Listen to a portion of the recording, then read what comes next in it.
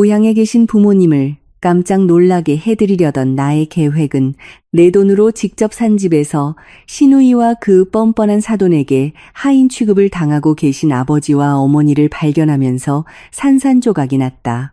그 순간 나는 즉시 현명한 계획을 세웠다. 그들이 저지른 모든 추악한 행동에 대해 반드시 대가를 치르게 하리라. 내 피땀으로 할부금을 내고 있는 차가 그다지 넓지 않은 시골 아스팔트 길을 천천히 가로질렀다. 평소 상쾌하던 시골 공기가 오늘은 가슴을 답답하게 짓눌렀다. 불길한 예감 때문인지 아니면 서울에서 5시간을 달려온 피로 때문인지 알 수 없었다. 내 이름은 박지혜. 2년 전 나는 모아둔 돈의 거의 전부를 털어 고향의 마당이 넓은 근사한 전원주택을 한 채 샀다. 집뿐만 아니라 그 집 뒤에 있는 비옥한 논, 면마지기도 함께 사들였다. 목적은 아주 단순하고도 숭고했다. 아버지 박진수 씨와 어머니 김영희 씨 두 분께서 편안한 노후를 보내시게 하는 것, 남은 여생을 소소하게 텃밭을 가꾸고 황금빛으로 물드는 별을 바라보며 경제적 부담 없이 집 마루에 편히 앉아 쉬시기를 바랐다.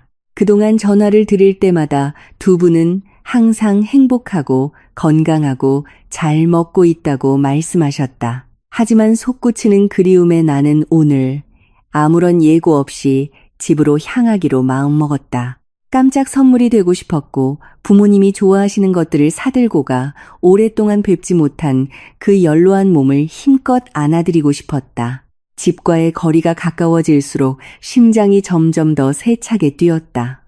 아버지의 미소와 어머니의 따뜻한 포옹이 눈앞에 아른거렸다. 하지만 내 차가 집 앞길 건너편에 멈춰 섰을 때 내 얼굴의 미소는 서서히 사라지고 이마에 주름이 잡혔다. 집이 어딘가 달라 보였다. 페인트가 발에서가 아니었다.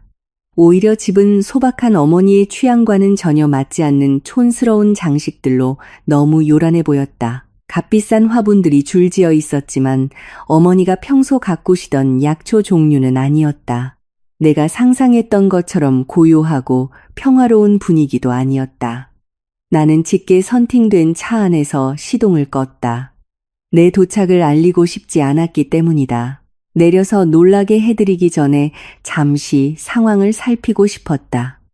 내 눈은 쨍쨍 내리쬐는 햇볕 아래서 넓은 마당을 쓸고 있는 한마른 노인의 모습에 태섰다. 그의 등은 깊이 구부정했고 움직임은 느렸으며 몹시 지쳐 보였다. 아버지다. 편안히 앉아 차를 드셔야 할 아버지가 정원사처럼 일하고 있는 모습을 보니 가슴이 아려왔다. 충격이 채 가시기도 전에 날카로운 고함 소리가 테라스 쪽에서 들려왔다. 그곳에는 손에 부채를 들고 무릎 위에 과자통을 올려놓은 몸집이 풍만한 중년 여인이 앉아 있었다. 바로 부모님의 사돈이자 내 남동생의 아내인 최유라의 어머니 최미숙 여사였다. 최 여사는 아버지가 쓴 빗자루의 먼지가 테라스 쪽으로 날아온다며 큰 소리로 아버지를 꾸짖고 있었다. 늙은이가 일 하나 똑바로 못한다며 입에서 거친 말들이 거침없이 쏟아져 나왔다. 나는 핸들을 세게 움켜쥐었다. 손가락 마디가 하얗게 될 정도였다. 어떻게 집주인을 존중해야 할 손님이 마치 주인처럼 앉아있고 정작 집주인은 하인처럼 부려질 수 있단 말인가. 다음 광경은 내 마음을 더욱 갈기갈기 찢어놓았다. 옆문으로 어머니 김영희 씨, 나의 사랑하는 어머니가 나오셨다. 어머니는 몹시 무거워 보이는 젖은 빨래가 가득 담긴 큰 대야를 들고 계셨다. 어머니의 걸음은 비틀거렸고 숨을 헐떡이시는 게 보였다.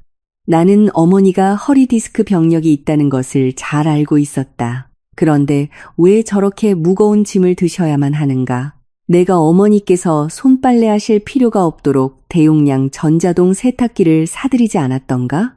그 질문에 대한 답은 내 시누이 최유라가 휴대폰을 들고 나오면서 풀렸다. 그녀는 아무렇지도 않게 빨랫줄을 손가락으로 가리키며 개모임에 가야 하니 자기 옷부터 빨리 널으라고 어머니에게 명령했다. 유라는 대야를 들어주는 시안조차 하지 않았다. 오히려 자기 옷이 제대로 세탁되지 않았을까봐 역겹다는 표정까지 지었다. 나는 참았던 눈물을 터뜨리고 말았다. 이것은 내가 아버지와 어머니께 약속했던 행복한 노후가 아니었다. 이건 노예 생활이었다. 그동안 두 분은 전화로 내게 거짓말을 하셨던 것이다. 내가 걱정하지 않고 서울에서 일에 집중할 수 있도록 이 고통을 숨겨오셨다. 죄책감이 나를 강하게 덮쳤다. 바쁘다는 핑계로 자주 찾아뵙지 않고 그 거짓 보고를 그대로 믿었던 내가 한심하게 느껴졌다. 바로 내 눈앞에서 아버지 박진수 씨가 목마르다고 소리치는 최 여사에게 물을 가져다 주려 애쓰고 있었다. 하지만 아버지의 떨리는 손 때문에 물이 테라스 바닥으로 조금 쏟아졌다. 최 여사는 벌떡 일어나 그 컵을 쳐서 산산조각 내버리고는 금반지를 잔뜩 낀 손가락으로 아버지의 얼굴을 가리켰다. 나는 그 반지를 알아보았다. 지난달 내가 아버지 치료비 명목으로 특별히 보내드린 돈으로 산 것이 분명했다. 그 돈이 저 사악한 여자의 손가락에 끼워져 있었다. 분노가 머리끝까지 치밀어 올랐다. 당장 차에서 내려 대문을 부수고 들어가 저 뻔뻔한 얼굴들을 후려치고 싶었다. 하지만 서울에서 수년간 치열하게 살아온 내 경험과 이성이 내 발걸음을 붙잡았다. 만약 내가 지금 준비 없이 분노를 터뜨린다면 그들은 분명 부인할 것이다. 사실을 왜곡하거나 이웃들 앞에서 내가 시댁 어른에게 무례하게 구는 불효녀인 것처럼 연극을 할 것이다. 더 많은 증거가 필요했다. 저 집안의 문제가 얼마나 깊이 썩어 있는지 직접 확인해야 했다. 나는 거칠게 눈물을 닫고 옷매무새를 가다듬은 뒤 심호흡을 했다. 저 안으로 들어갈 것이다. 하지만 감정을 폭발시키는 딸로서가 아니라 날카로운 관찰자로서 들어갈 것이다. 그들의 모든 죄를 기록한 후에야 그에 합당한 벌을 내릴 것이다. 나는 다시 차에 시동을 걸고 천천히 집마당으로 차를 몰았다. 경적을 한 번 울렸다. 그러자 테라스에서의 모든 움직임이 멈췄다. 최 여사와 유라는 놀란 얼굴로 돌아봤다. 아버지와 어머니도 돌아보셨는데 나는 그들의 눈에서 두려움의 빛을 읽을 수 있었다. 마치 내 등장이 그들에게 또 다른 문제를 일으킬까봐 걱정하는 듯했다. 내 자식의 존재가 오히려 부모님을 불안하게 만든다는 사실을 깨닫자 가슴이 더욱 저며왔다. 나는 시동을 끄고 차문을 열고 무표정한 얼굴로 내렸다.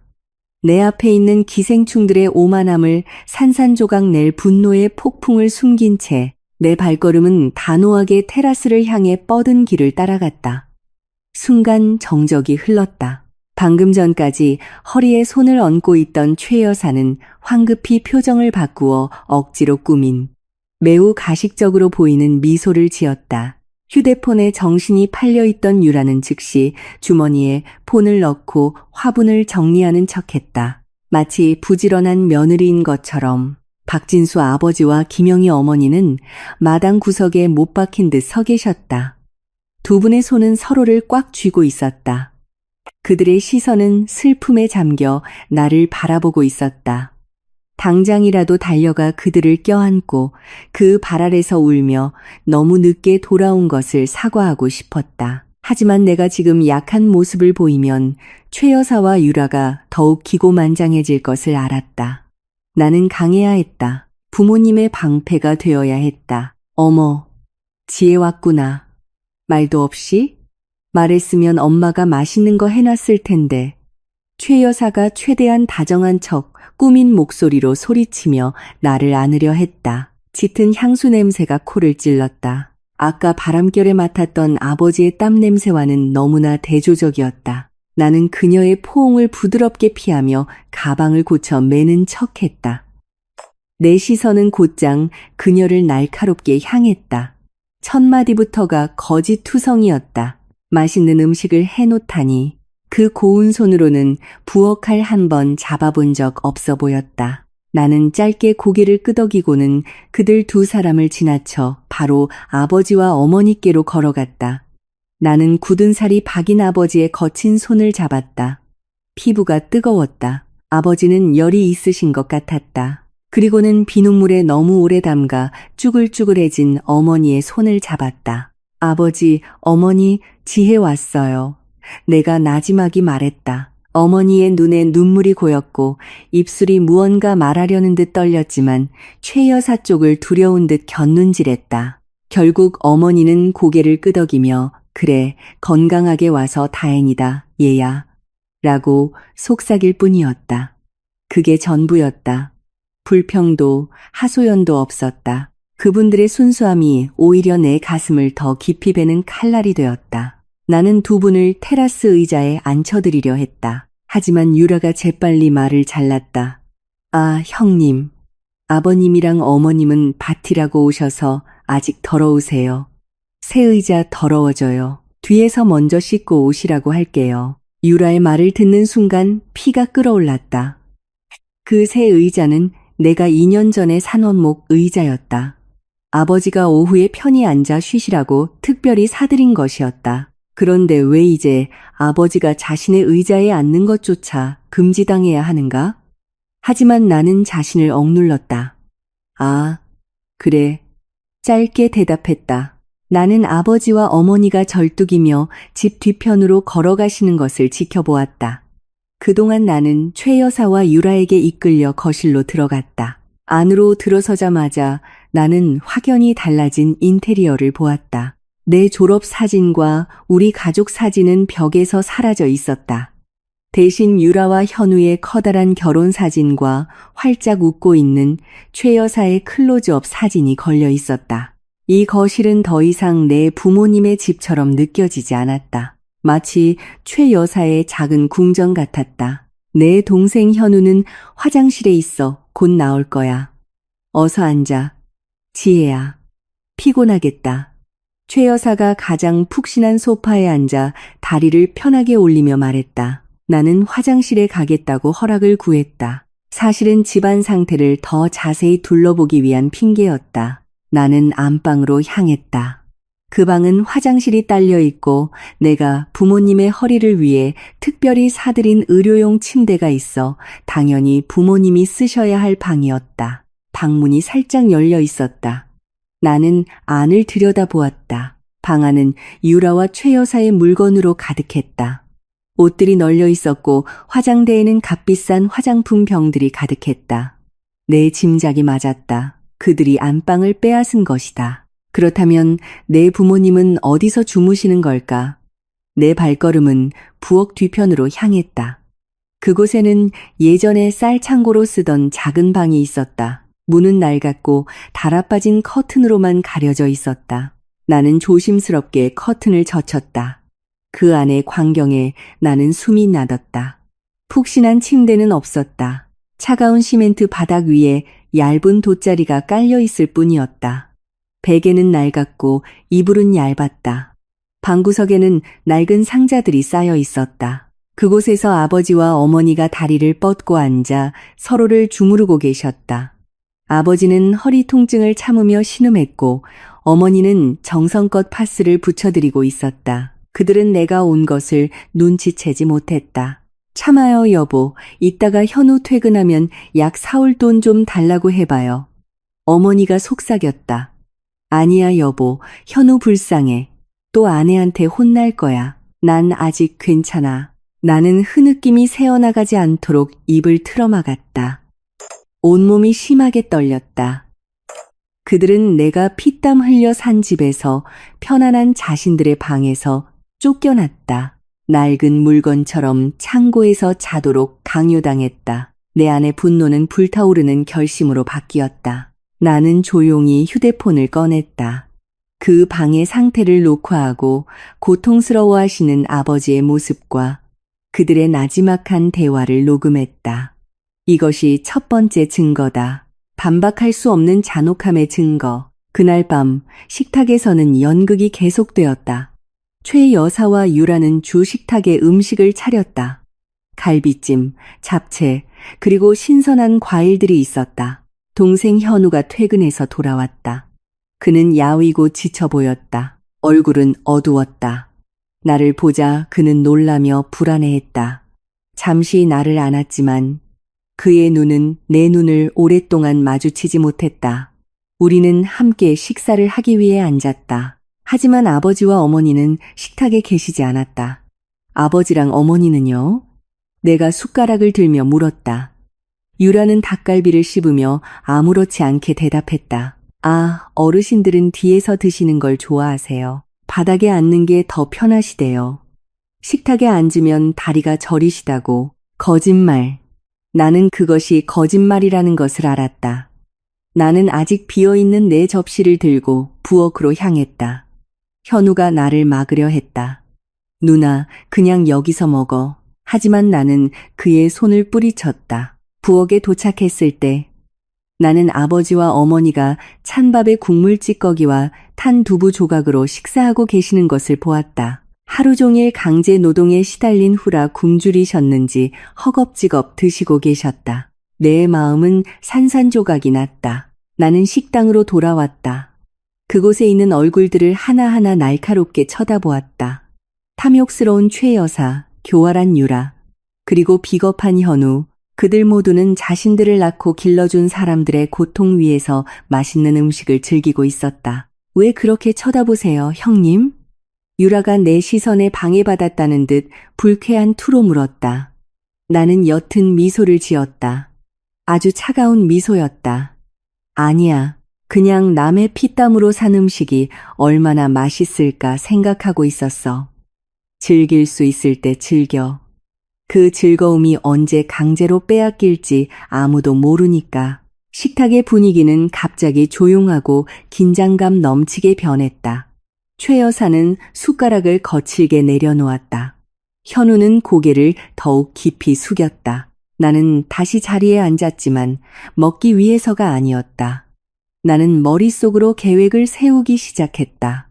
오늘 밤은 그들이 배불리 먹도록 내버려 둘 것이다. 하지만 내일부터는 그들의 모든 행위에 대한 빚을 받아내기 시작할 것이다. 단 한순간도 계산 없이 흘려보내지 않을 것이다. 이 집은 한 딸이 부모의 명예를 위해 어떻게 복수하는지를 똑똑히 지켜보게 될 것이다. 아침 해가 언덕 너머로 막 고개를 내밀었지만 그 집은 동트기 전부터 이미 소란스러웠다. 나는 일부러 닭이 울기 전보다 일찍 일어났다. 하지만 그럼에도 불구하고 부모님께 강요된 일과보다는 한 발 늦었다. 살짝 거친 객실 커튼 너머로 보니 박진수 아버지는 이미 쇠약해 보이는 오른쪽 어깨에 포실을 메고 계셨다. 그 옆에는 김영희 어머니가 물병과 조촐한 도시락이 든 찬압을 들고 계셨다. 자신의 땅을 자랑스러워하는 농부에 불타는 열정 같은 것은 없었다. 마치 강제 노동 수용소로 끌려가는 전쟁 포로 같았다. 그 광경을 보니 가슴이 저며왔다. 황혼의 나이에 아버지는 신선한 공기를 마시기 위해 논두렁을 한가롭게 산책하고 일꾼들을 감독하다가 따뜻한 차를 마시러 집에 돌아오시기만 하면 되는 것이었다. 차가운 진흙탕에 직접 들어가 늙은 뼈에 무거운 육체 노동을 하는 것이 아니라 나는 그들이 마을 길모퉁이로 사라질 때까지 잠시 기다렸다. 그리고 서둘러 씻고 준비를 했다. 나는 편안한 캐주얼 복장을 하고 집안의 다른 사람들이 깨지 않도록 조용히 집을 빠져나왔다. 그들은 아직 에어컨이 켜진 방에서 단꿈을 꾸고 있을 터였다. 나는 부모님의 발자취를 따라 집 뒤편에서 그리 멀지 않은 논으로 향했다. 야기만 평방미터에 달하는 황금빛 논이 눈앞에 아름답게 펼쳐져 있었다. 그것은 내가 서울에서 수년간 일하며 모은 연간 보너스와 저축으로 산 자산이었다. 아버지가 고문이 아닌 즐거운 활동을 하시게 하려는 특별한 목적이었다. 나는 조금 떨어진 비료 창고 뒤에 숨었다. 그곳은 모든 활동을 감시하기에 충분히 전략적인 위치였다. 아버지가 다른 농부들과 함께 논에 들어가 허리를 굽혀 벼를 베기 시작하는 것을 보자 눈시울이 뜨거워졌다. 다른 농부들은 능숙하고 힘차게 일했지만 아버지는 허리가 부서질 듯 아픈지 자주 허리를 붙잡고 멈춰섰다. 어머니는 쉬지도 못하고 흩어진 논알을 주워 모으느라 바빴다. 쭈글쭈글한 손은 떠오르는 햇볕 아래서 쉴 새 없이 움직였다. 그들의 얼굴에는 미소가 없었다.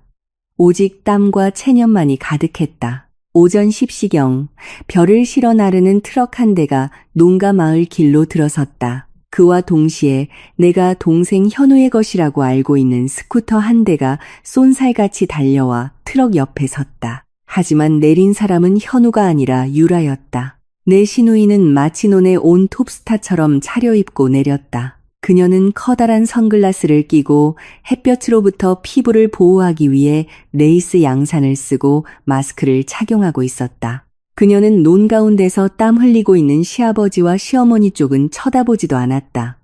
유라는 가죽 가방을 맨 건장한 체격의 남자 벼 수집상에게 곧장 다가갔다. 나는 귀를 기울이며 조용히 휴대폰으로 녹음을 시작했다.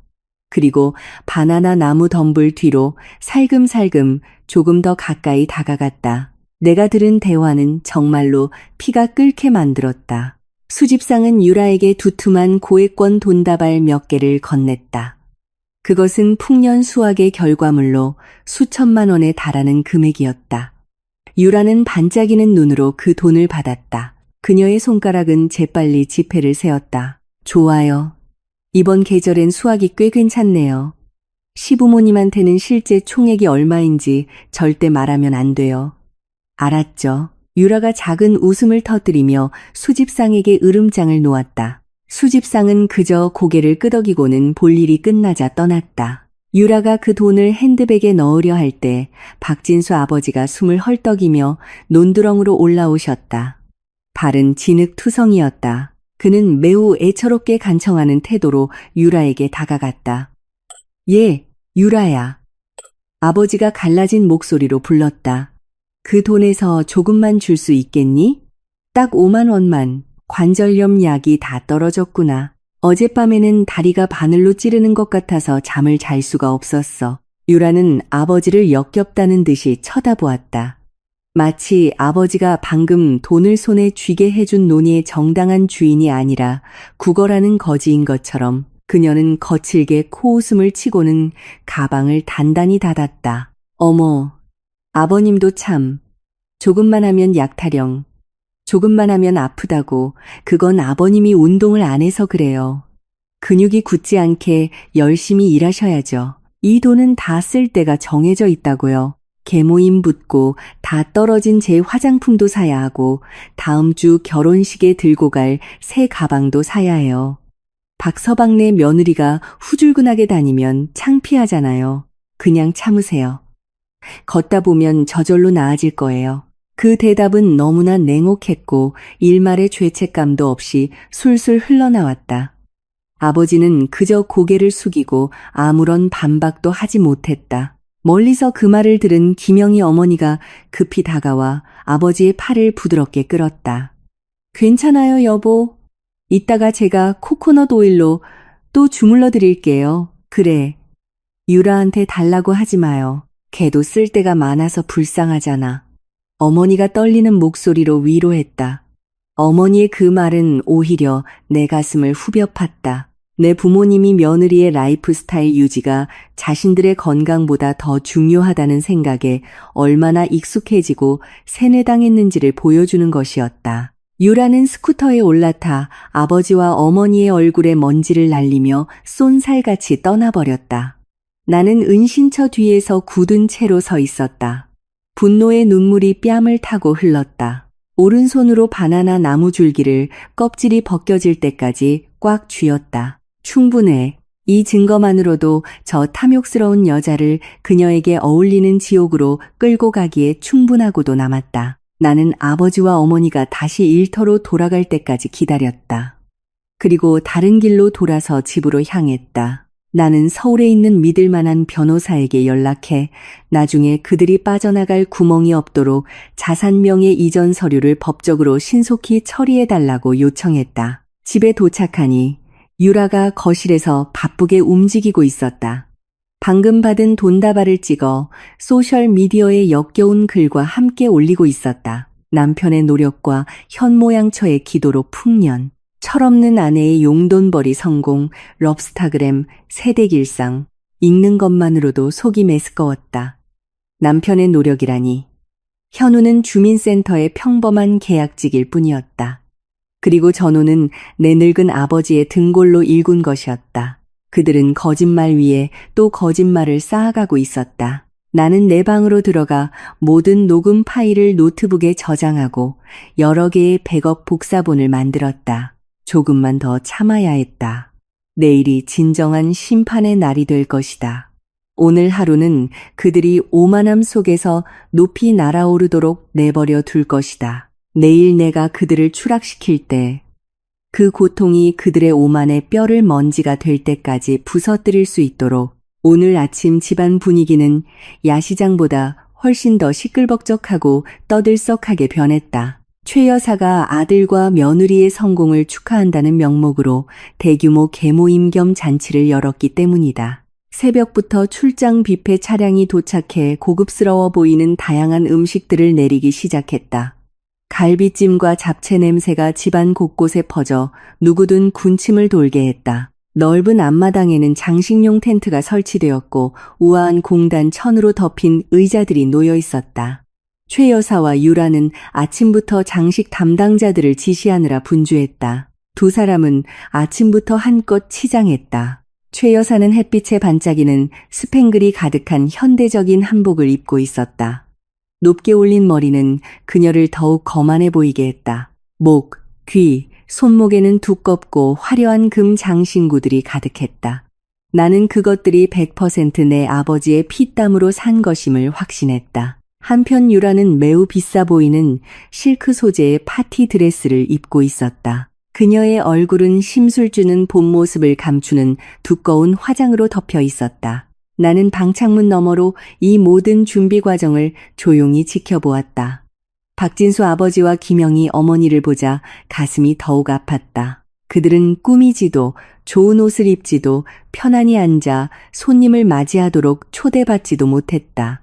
오히려 낡고 색이 바랜 평상복을 입고 있었다. 최 여사는 아무렇지도 않게 아버지에게 무거운 음료수 상자들을 뷔페 쪽으로 옮기라고 시켰다. 어제 논에서 다친 발이 아직 아픈 아버지는 고통을 참으며 절뚝거리며 걸으셨다. 한편 김영희 어머니는 뷔페 접시를 닫고 식탁에 수저를 놓으라는 지시를 받았다. 마치 출장 뷔페 직원처럼 어머님 깨끗하게 닦으세요. 먼지라도 있으면 손님들이 싫어해요. 최 여사가 얼굴을 부채질하며 말했다. 그녀가 명령하는 늙은 여인이 자신이 과시용으로 사용하고 있는 집의 정당한 주인이라는 사실에는 전혀 신경 쓰지 않았다. 정오가 가까워지자 초대 손님들이 도착하기 시작했다. 그들은 동네 사모님들, 이웃들, 그리고 옆 동네에서 온 최 여사의 지인들이었다. 차와 오토바이가 마당을 가득 메웠다. 웃음소리와 의례적인 대화가 공기를 채우기 시작했다. 최 여사는 마치 궁전의 여주인처럼 문 앞에 서서 손님들을 맞이했다. 어서 오세요, 사모님들. 음식 좀 맛보세요. 이거 최고급 뷔페예요. 우리 유라가 특별히 주문했답니다. 그녀는 꾸며낸 거만한 말투로 말했다. 손님들은 파티의 호화로움을 칭찬하며 유라와 현우가 얼마나 성공했는지를 칭송했다. 한 이웃이 묻는 소리를 들었다. 어머, 최 여사님, 박 선생님이랑 사모님은 어디 계세요? 손님 맞이하시는 게 안 보이네요. 최 여사는 아무렇지도 않게 죄책감 없이 대답했다. 아, 아시잖아요. 어르신들은 사람 많은 걸 불편해하세요. 뒤에서 청소하시는 걸 더 좋아하시더라고요. 취미래요. 손을 가만두지 못하신다나. 제가 말렸는데도 시골 어르신들은 고집이 세서요. 그 대답은 사실을 모르는 손님들의 이해하는 듯한 끄덕임을 이끌어냈다. 그 중상을 듣는 내 심장은 부글부글 끓었다. 청소가 취미라고? 이 세상에 어느 누가 황혼의 나이에 자기 집에서 하인이 되는 것을 취미로 삼겠는가? 나는 거울 속 내 모습을 바라보았다. 최고의 옷을 입었다. 우아한 블레이저와 정장 바지 세트. 심플하지만 품격 있는 스카프를 매치했다. 얼굴에는 얇지만 단호한 느낌의 화장을 했다. 오늘 나는 순진한 시골딸로 보이지 않을 것이다. 나는 성공한 커리어 우먼, 저 밖에 기생충들이 즐기고 있는 모든 사치의 유일한 소유주, 박지혜로 나타날 것이다. 나는 심호흡을 했다. 모든 힘과 용기를 모았다. 쇼가 시작될 시간이다. 나는 방문을 열고 이미 10,000원인 거실로 걸어 나갔다. 타일 바닥과 부딪히는 내 구두 소리가 파티의 소음을 가르며 단호하고 리드미컬하게 울려 퍼졌다. 아버지, 어머니와는 대조적인 내 모습에 몇몇 손님들이 고개를 돌렸다. 나는 턱을 들고 똑바로 걸었다. 내 시선은 곧고 날카롭게 방 안을 훑으며 최 여사와 유라의 모습을 찾았다. 뷔페 테이블 근처 방구석에서 나는 분노가 폭발하게 만드는 광경을 보았다. 하지만 차가운 미소 속에 그것을 억눌렀다. 박진수 아버지가 한 손님의 잔에 음료를 따르고 있었다. 손이 떨려 조금 흘렸다. 그 손님은 짜증난 표정을 지었고 최 여사는 즉시 아버지의 손에서 잔을 빼앗으며 낮지만 분명하게 들리는 목소리로 쏘아붙였다. 아유, 늙었으면 망신 좀 시키지 마세요. 뒤에 가서 컵이나 닦아요. 아버지는 두려움에 고개를 숙였다. 그것이 내 인내심의 한계였다. 어머니, 내 목소리는 방 안의 대화를 끊을 만큼 충분히 크게 울려 퍼졌다. 순간 분위기가 조용해졌다. 모든 시선이 내게 쏠렸다. 최 여사와 유라는 놀람과 당황이 섞인 얼굴로 돌아봤다. 친구와 대화하던 현우는 내가 방에서 나오자 창백해진 듯 보였다. 나는 천천히 뷔페 테이블로 다가가 떨고 있는 아버지 바로 옆에 섰다. 아버지의 연약한 어깨를 힘껏 감싸 안아 힘을 실어드렸다. 그리고 최 여사의 눈동자를 똑바로 쳐다보았다. 최 여사님, 왜 제 아버지가 손님들 앞에서 컵을 닦아야 하죠? 나는 낮지만 찌르는 듯한 어조로 물었다. 집주인이라면 가장 앞자리에 앉아 존중받아야 하는 것 아닌가요? 왜 오히려 제 아버지가 하인처럼 취급받고 있죠? 최 여사는 갑자기 싸늘해진 분위기를 녹여보려는 듯 어색하게 웃었다. 두껍게 바른 파운데이션 밑으로 식은땀이 흐르기 시작했다. 아, 지혜도 참. 농담은 아버님이 직접 돕고 싶어 하셔서 그런 거지. 게다가 이건 내 아들 집들이 축하 자리잖아. 부모님이 바쁜 건 당연하지. 당신 아들 집들이 축하라고요? 나는 그 말을 냉소적인 어조로 반복하고는 비웃었다. 나는 팔에 끼고 있던 서류 봉투를 꺼냈다. 잠시만요. 여기 계신 존경하는 이웃분들 앞에서 제가 바로잡아드리죠. 이 집 등기부 등본이 언제 당신 아들 이름으로 바뀌었죠? 제가 알기로, 그리고 이 나라 법에 따르면 당신들이 파티를 열고 있는 이 집, 당신들이 수확물을 강탈한 저 논, 그리고 당신들이 밟고 있는 이 땅 모두 제 이름, 박지의 명의로 구입한 겁니다. 유라 씨도, 현우도, 그리고 분명 최 여사님 명의도 아니고요. 웅성거리는 소리가 벌떼처럼 퍼져나가기 시작했다. 유라의 얼굴이 창백해졌다. 그녀의 붉은 립스틱이 핏기 잃은 피부와 대조를 이뤘다. 그녀가 앞으로 나서려 했다. 형님, 사람들 앞에서 가족 망신시키지 마세요. 그녀가 히스테릭하게 소리쳤다. 하지만 나는 한 걸음도 물러서지 않았다. 망신을 시키는 건 내가 아니야, 유라야. 바로 너희들이지. 너희들을 노예로 삼은 부모님에게서 훔친 돈으로 파티를 여는 너희들. 이 집에서의 마지막 식사를 즐기도록 해. 이 파티는 너희들을 위한 송별회니까. 내 말은 공중에 매달려 온 마을 사람들 앞에서 그들의 자존심의 사형 선고를 내렸다. 긴장은 최고조에 달했고 나는 이제 막 공개적인 전쟁이 시작되었음을 알았다. 웃음소리와 식기 부딪히는 소리로 가득했던 거실에는 숨막히는 정적이 흘렀다. 내가 방금 이 집과 땅의 합법적인 소유권을 주장한 말은 최 여사와 유라에게는 맑은 하늘의 날벼락과도 같았다. 감탄하던 손님들의 얼굴은 이제 혼란스러움으로 바뀌었다. 그들의 시선은 당당하게 서 있는 나와 이제는 창피함과 분노로 얼굴이 시뻘개진 최 여사. 그리고 내 옆에서 떨며 고개 숙인 박진수 아버지를 번갈아 오갔다. 공기가 무겁게 느껴졌다. 마치 최고조에 달한 긴장감에 방 안의 산소가 모두 빨려 들어간 것 같았다. 상황을 주도하고 사실을 왜곡하는 데 익숙한 최 여사가 웃으려 애썼다. 억지로 꾸며낸 이미 얼어붙은 분위기를 녹이려는 듯한 공허한 웃음이었다. 그녀는 초조하게 부채질을 했고 두껍게 바른 파운데이션 위로 식은 땀이 흐르기 시작했다. 최 여사는 마치 우리가 매우 친밀하고 화목한 가족인 양 내 어깨를 감싸려 다가왔다. 하지만 나는 단호하게 몸을 비켜 그녀의 손이 허공을 가르게 했다. 나의 공개적인 거부에 그녀의 거짓 미소가 실룩거렸다. 그녀는 크게 헛기침을 하고는 내가 아닌 손님들을 향해 큰 소리로 말했다. 그녀는 내가 서울에서 장거리 운전을 하고 와 피곤해서 정신이 없고 헛소리를 하는 것이라고 했다. 그녀는 모든 사람에게 등기나 재산 문제는 시끄럽게 떠벌릴 집안일이 아니라고 설득하려 했다. 심지어 박진수 아버지와 김영희 어머니가 이미 노망이 들어 아들과 며느리에게 모든 것을 넘겨주고도 자꾸 집주인 행세를 한다고까지 대담하게 말했다. 그 비열한 중상은 너무나 부드럽지만 독을 품고 흘러나와 내 마음을 더욱 불타게 했다. 그녀는 내 부모님을 노망으로 몰아가면 이 사회적 심판에서 벗어날 수 있다고 생각한 모양이었다. 나는 그녀가 더 이상 상황을 주도하도록 내버려 두지 않았다.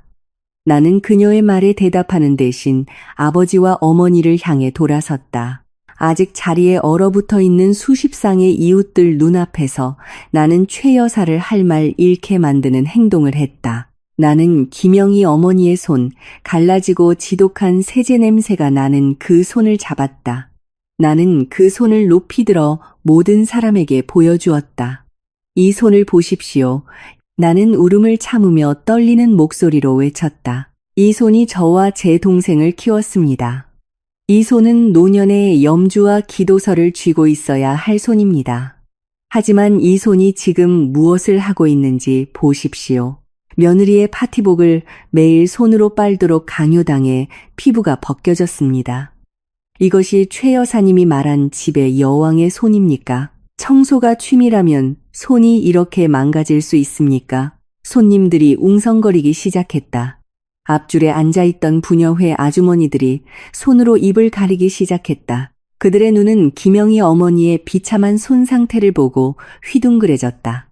그들의 충격이 채 가시기도 전에 나는 박진수 아버지께로 돌아섰다.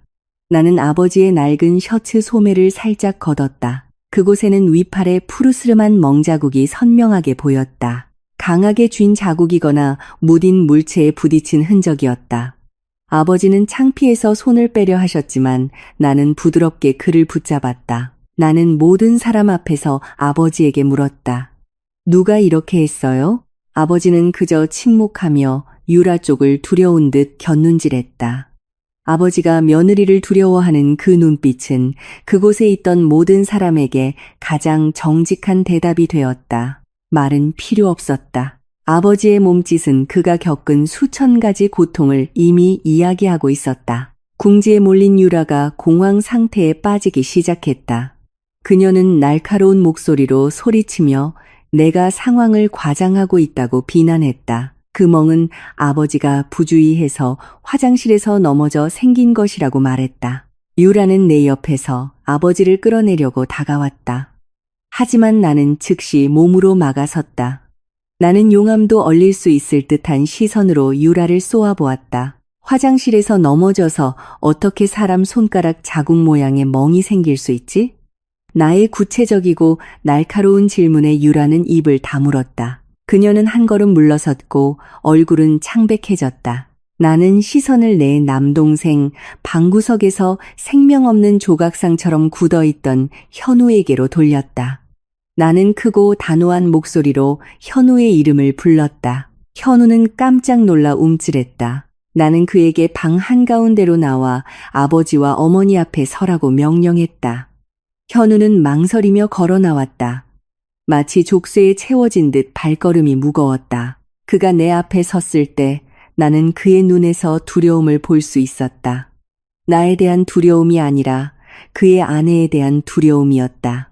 나는 현우에게 아들로서의 양심이 어디 있냐고 물었다. 내가 그의 대학 등록금을 대주었을 때 내가 서울에서 일하는 동안 아버지와 어머니를 잘 모시겠다고 했던 약속은 어디 있냐고 물었다. 현우는 그저 고개를 숙이고 감히 대답하지 못했다. 나는 현우의 어깨를 붙잡고 쇠약해진 아버지의 얼굴과 피로에 지친 어머니의 얼굴을 억지로 보게 했다. 아버지와 어머니가 부엌에서 남은 음식을 드시는 동안 너는 맛있는 고기를 먹고 배가 불렀니? 내 질문은 그의 심장을 찔렀다. 현우는 흐느껴 울기 시작했다. 어깨가 들썩였지만 그는 여전히 자신을 변호하지 못했다. 그의 울음은 자신이 틀렸다는 것을 알지만 바로잡을 용기가 없는 비겁자의 울음이었다. 방 안의 상황은 이제 180도 뒤바뀌었다. 파티 초반의 손님들이 최 여사와 유라를 존경과 감탄의 눈으로 바라보았다면 이제 그 시선은 혐오, 의심, 그리고 분노의 시선으로 바뀌었다. 이웃들의 수군거림이 더욱 커졌다.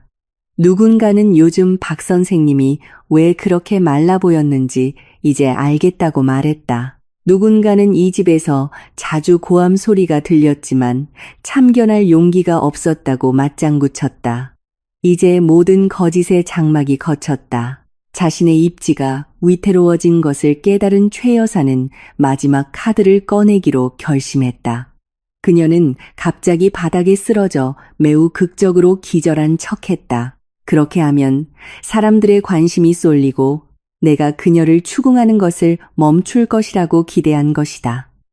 유라는 즉시 히스테릭하게 소리쳤다. 엄마가 쓰러졌어요. 지혜 형님, 형님이 한 짓 좀 보세요. 우리 시어머니를 죽일 셈이에요. 그녀의 외침은 자신이 잔인한 신우이의 희생자인 것처럼 보이려는 시도였다. 하지만 나는 동요하지 않았다. 나는 그 값싼 연기를 정확히 알고 있었다. 나는 마침 마을 보건소에서 일하는 한 아저씨에게 침착하게 말했다. 아저씨, 좀 봐주세요. 진짜 기절한 거면 구급차를 부르고요. 만약 셔라면 제가 앞에 있는 어항물 한 바가지를 준비했어요. 아마 흐린 물을 한번 끼얹으면 정신이 들지도 모르죠. 어항물 위협을 듣자 최 여사의 눈꺼풀이 살짝 움직였다. 그녀는 분명히 내 말을 들었다. 나는 냉소적으로 웃었다. 그들의 연극은 내 눈에 더 이상 통하지 않았다. 오늘 나는 파티뿐만 아니라 그들이 짓밟았던 내 부모님의 존엄성도 되찾을 것이다. 이 대립은 시작에 불과했다. 이어서 나는 이 집의 진정한 주인이 누구인지 흑백으로 명확히 증명할 것이기 때문이다. 어항물에 대한 내 위협이 진심이라는 것을 깨달은 최 여사는 천천히 눈을 뜨고 가쁜 숨을 몰아쉬며 깨어난 척했다. 그녀는 유라의 부축을 받아 앉았고 즉시 억울한 표정을 지었다. 어머니가 동정심을 얻는데 실패하자 유라가 공격을 이어받았다. 그녀는 똑바로 서서 악어의 눈물을 닦고 증오의 찬 눈으로 나를 쳐다보았다. 동정심을 얻는 길이 막혔다는 것을 깨닫자 그녀는 법적인 길로 방향을 틀었다. 적어도 그녀의 얕고 교활한 이해에 따른 법이었다. 모든 손님이 들을 수 있도록 큰 소리로 유라는 내가 아무리 주장해도 법은 법이라고 소리쳤다. 그녀는 유일한 아들인 현우가 이 집에 대한 완전한 상속권을 가지며 현우는 이미 집과 논의 자산 관리권을 아내인 자신에게 양도하는 증여계약서에 서명했다고 주장했다. 유라는 자기 방으로 달려가 플라스틱 서류철을 들고 돌아왔다. 감정에 겨워 떨리는 손으로 그녀는 구겨진 종이 한 장을 꺼냈다. 그녀는 그 종이를 내 얼굴과 마침 파티에 참석했던 동네 이장님 얼굴 앞에서 흔들었다.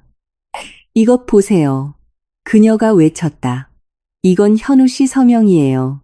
현우 씨가 지난달에 모든 걸 저한테 증여했다고요. 그러니까 법적으로 지금 이 집의 주인은 저예요. 당신 박지혜 씨는 초대받지 않은 손님일 뿐이에요. 우리를 쫓아내거나 이래라 저래라 할 권리가 없다고요. 유라는 승리에 찬 미소를 지었다. 그 인감도장이 찍힌 종이 한 장이 나를 영원히 침묵시킬 수 있는 궁극의 무기라고 확신하는 듯했다. 내 옆에 서 있던 현우는 더욱 고개를 숙였다. 얼굴은 창백했고 이혼 위협 아래 그 어리석은 서류에 서명하도록 강요당했다는 것을 침묵으로 인정했다. 손님들은 다시 혼란에 빠졌다. 그들은 법을 잘 몰랐고 인감도장이 찍힌 서류라는 말은 그들의 귀에 매우 강력하고 합법적으로 들렸다. 의심의 수군거림이 다시 일었다. 정말로 지혜 씨에게는 권리가 없는 걸까? 정말로 현우가 권력자인가? 이웃들의 눈에서 의심을 본 나는 그저 작게 웃었다. 차갑고 경멸적인 웃음이었다. 나는 마치 장난감 돈을 자랑하는 어린아이를 보듯 유라를 쳐다보며 천천히 고개를 저었다. 유라야, 유라야. 나는 낮지만 날카롭게 말했다. 넌 재산에 눈이 멀어서 기본적인 법조차 잊어버렸구나. 아니면 쇼핑하느라 바빠서 실제 사실을 몰랐던 건지도 모르지. 나는 우아한 서류 가방을 열었다. 그 안에서 두꺼운 가죽 재질의 서류철을 꺼냈다. 나는 그것을 천천히 열어 빛나는 봉황 무늬가 있는 공식 문서를 보여주었다. 그것은 이 집과 땅의 진짜 등기권리증이었다.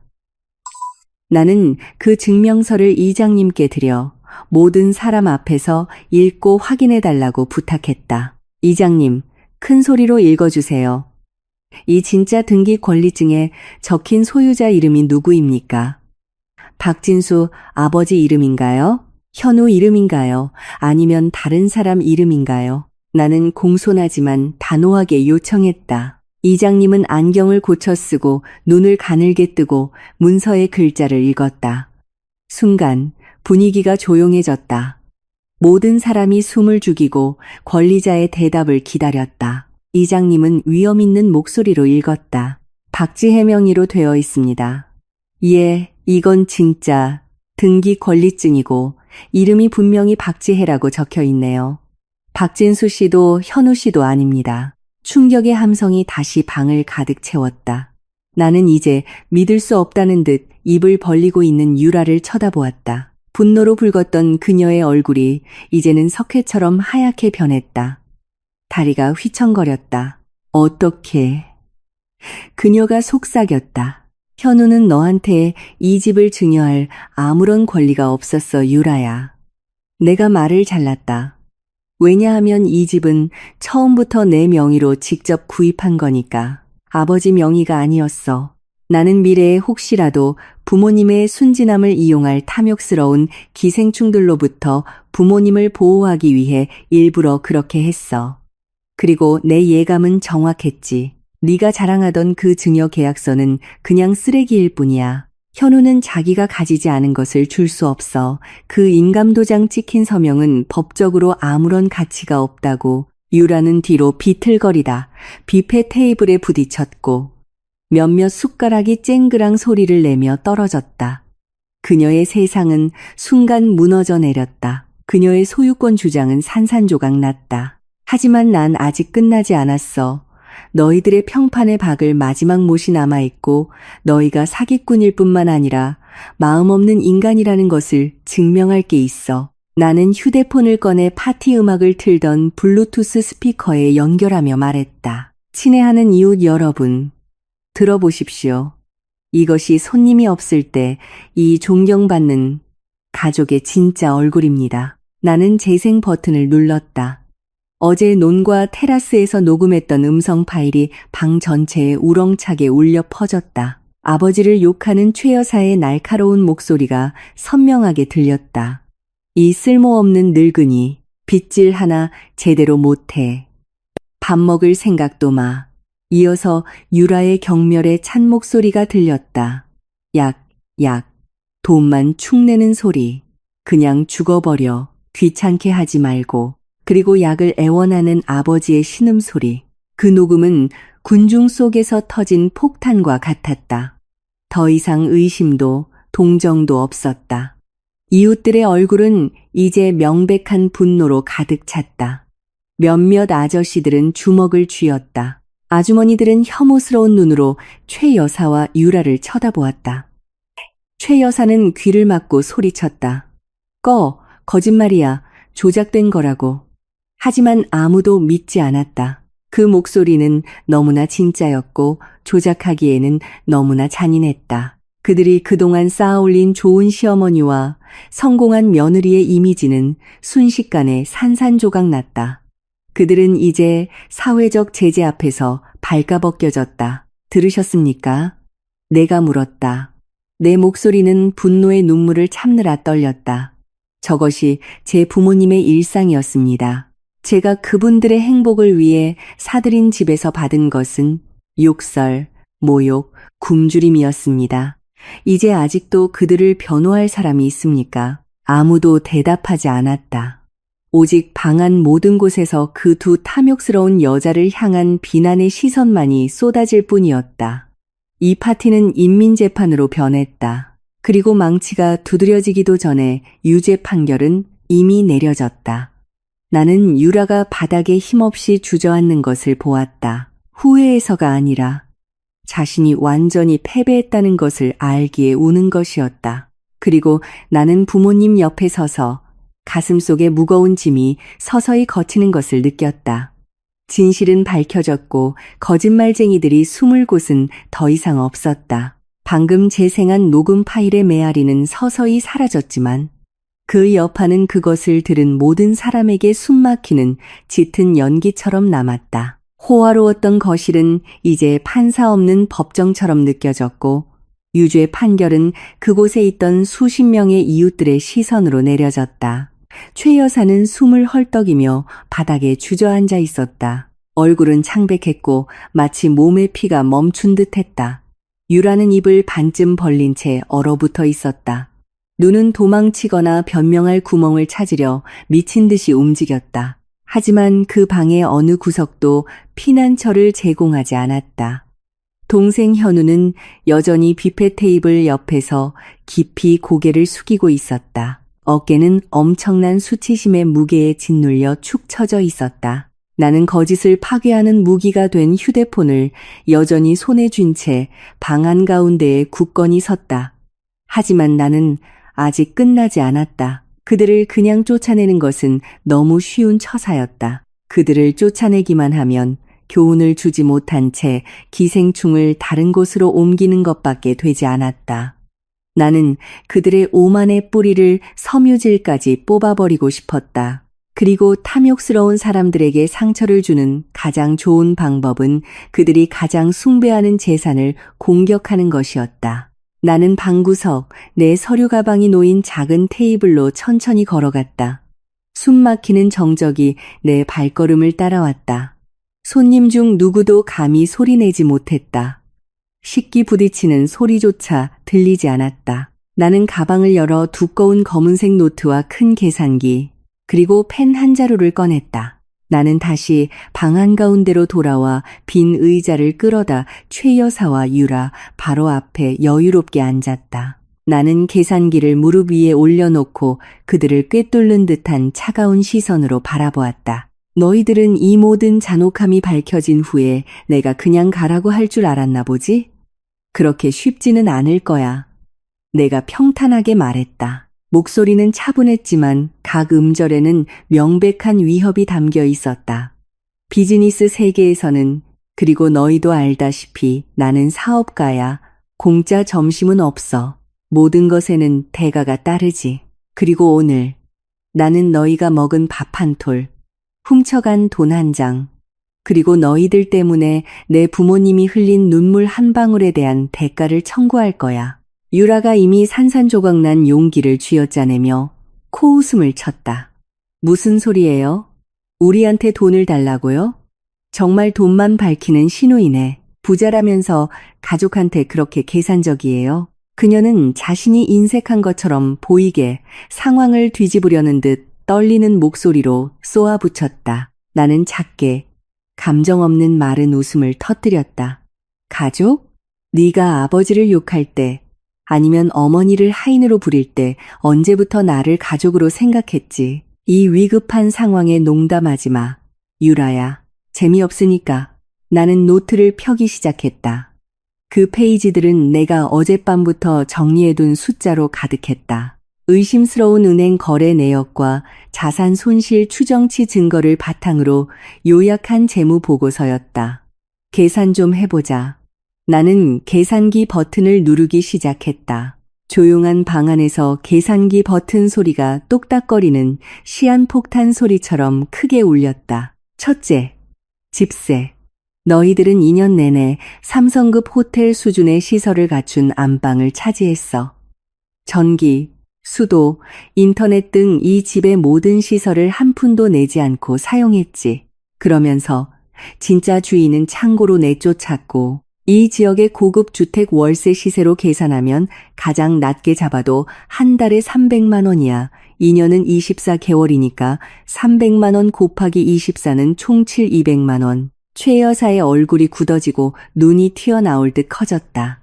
200만 원? 너 미쳤어. 이건 내 아들 집이야. 왜 우리가 월세를 내야 해? 그녀가 히스테릭하게 소리쳤다. 나는 그 외침을 무시하고 계속 계산기를 눌렀다. 둘째, 수확물 수익. 집 뒤에 2만 평방미터 노는 1년에 3번 풍작이었어. 매 수확의 순이익은 평균 3천만 원.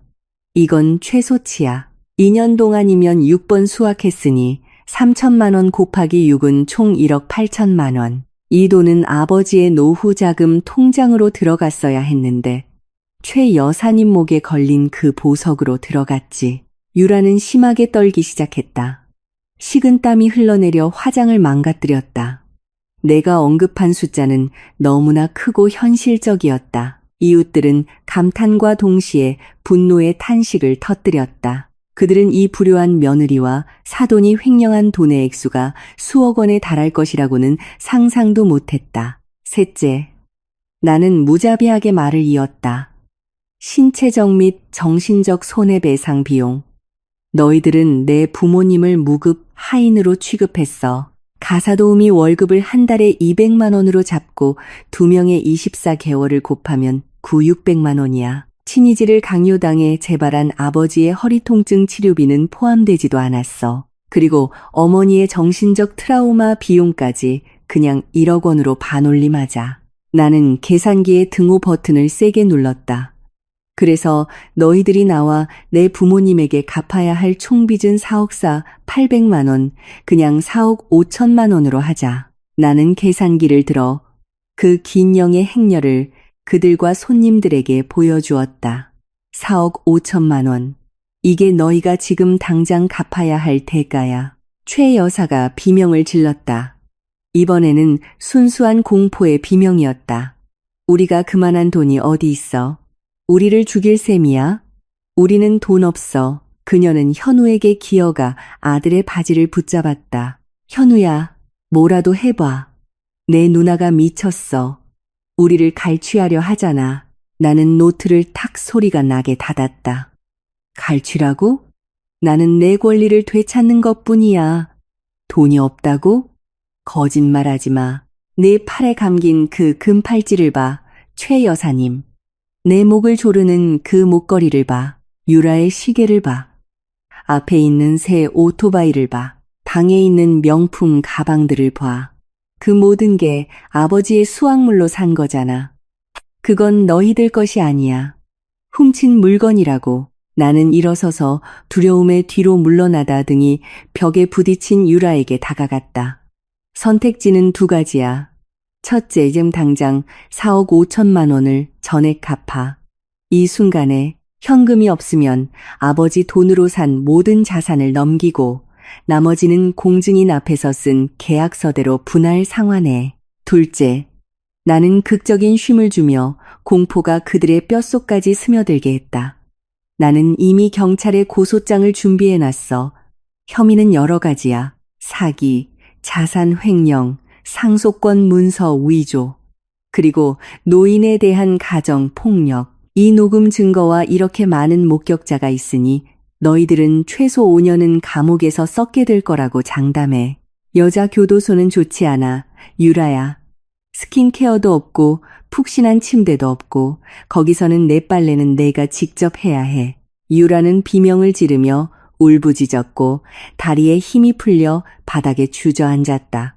감옥이라는 상상은 그녀의 정신을 즉시 파괴했다. 그녀는 애원하는 눈으로 현우를 쳐다보았다. 현우 씨, 제발 도와줘요. 나 감옥 가기 싫어. 빚 갚아줘요, 네. 은행에서 대출받아요. 당신 공무원증 담보로 잡히고 뭐든지 해줘요. 그녀가 애원했다. 현우는 아내의 얼굴을 멍한 표정으로 바라보았다. 은행 대출, 공무원증 담보, 계약직 공무원인 그의 월급은 유라의 생활비 요구에 매달 남는 것 없이 사라지기 일쑤였다. 그가 어떻게 4억 5천만 원을 갚을 수 있겠는가? 현우는 자신에게 아무런 힘이 없다는 것을 알았다. 너희들에게 시간은 많지 않아. 내가 내 비싼 시계를 보며 말했다. 1시간 주지, 의논해봐. 1시간 안에 결정이 없거나 도망치려 한다면 내가 이미 연락해둔 경찰이 와서 너희를 데려갈 거야. 그리고 믿어도 경찰 아저씨들은 나처럼 참을성이 많지 않을 테니까. 그 파티 분위기는 그들에게는 정말 지옥으로 변했다. 초대 손님들은 하나둘씩 자리를 뜨기 시작했다. 쫓겨나서가 아니라 그 사기꾼 가족 근처에 더 이상 있기 역겹고 싫었기 때문이었다. 하지만 떠나기 전에 몇몇 이웃들은 아버지와 어머니의 손을 잡고 그동안 몰랐던 것과 억압을 방치한 것에 대해 사과했다. 힘내세요, 박 선생님, 사모님. 우리는 지혜 씨를 지지합니다. 나쁜 사람은 벌을 받아야죠. 한 이웃이 진심으로 말했다. 그 도덕적 지지에 아버지와 어머니는 감격의 눈물을 흘렸다. 그들은 자신들의 존엄성이 서서히 회복되는 것을 느꼈다. 한편 방구석에서는 최 여사와 유라가 격렬하게 속삭이며 다투고 있었다. 그들은 서로를 탓했다. 이게 다 너 때문이야. 유라야. 네가 사치스러워서 네가 부자처럼 보이려고 금을 많이 사라고 했잖아. 최 여사가 속삭였다. 왜 내 탓이에요? 어머니도 이것저것 사달라고 하셨잖아요. 집을 장악하라고 한 것도 어머니였고요. 유라가 지지 않고 맞받아쳤다. 궁지에 몰렸을 때 서로를 물어뜯는 모녀의 모습은 정말 비참하면서도 통쾌했다. 나는 다시 아버지와 어머니 옆에 앉아 그들의 손을 꼭 잡았다. 괜찮아요, 아버지, 어머니. 지혜가 여기 있어요. 이제 아무도 두 분을 해치지 못해요. 내가 속삭였다. 아버지는 눈물이 그렁그렁한 눈으로 나를 바라보았다. 얘야, 너무 가혹한 건 아니니? 4억 5천만 원은 너무 큰 돈이야. 아니에요, 아버지. 내가 단호하게 대답했다. 이건 돈 문제가 아니에요. 책임의 문제죠. 그들은 아버지와 어머니의 노후를 강탈했어요.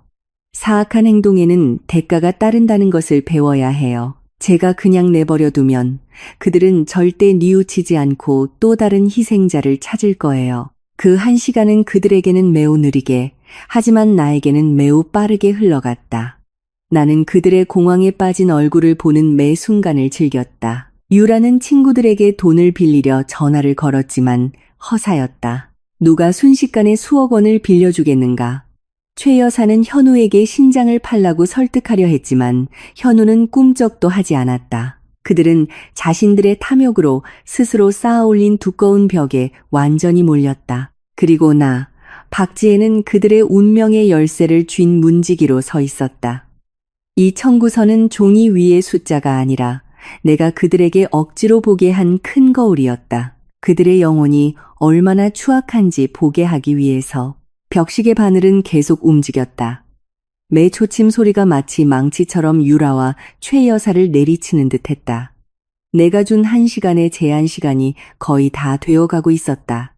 유라의 얼굴은 눈물과 콧물에 뒤섞여 번진 화장으로 형체를 알아볼 수 없었다.